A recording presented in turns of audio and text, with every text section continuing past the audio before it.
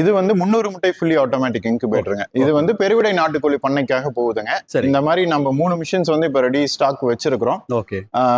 இதுல வந்து ஏன் ஃபுல்லி ஆட்டோமைஸ்ட் வந்து சூஸ் பண்றாங்க அப்படின்னா, சரி, உங்களுக்கு வந்து எந்தவித மெயின்டெனன்ஸ் இருக்காது. ஓகே. உங்களுக்கு ஏதாவது மெயின்டெனன்ஸ் இருக்குன்னா உங்களுக்கு வந்து மிஷினே இண்டிகேஷன் வந்து கொடுக்கும். ஓகே.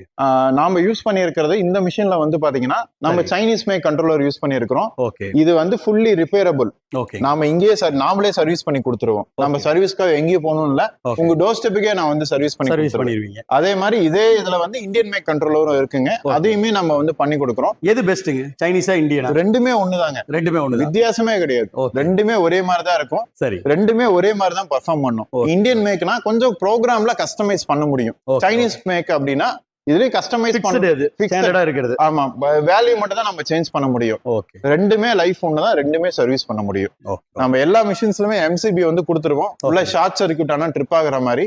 அதே மாதிரி நம்ம வந்து பாடி வந்து 2 மெட்டீரியல்ல வந்து பண்றோம். ஒன்னு பிளைவுட், இன்னொன்னு வந்து இண்டஸ்ட்ரியல் ஹைலம்னு சொல்லுவாங்க. வாட்டர் ப்ரூஃப் பாடி. அது ஒன்ஸ் நீங்க அந்த பாடிக்கு போயிட்டீங்கன்னா உங்களுக்கு வந்து 15 to 35 இயர்ஸ்க்கு மேல லைஃப் வரும். ஆனா எனக்கு தெரிஞ்சு ஒரு மிஷினை வந்து பாத்தீங்க அப்படின்னா 10 வருஷத்துக்கு மேல யாரும் அவ்வளோக்கா யூஸ் பண்ண மாட்டாங்க. ஏன்னா டெக்னாலஜி வைஸ் இன்னும் அப்கிரேட் ஆயிட்டு போயிடும். கண்டிப்பா கண்டிப்பா.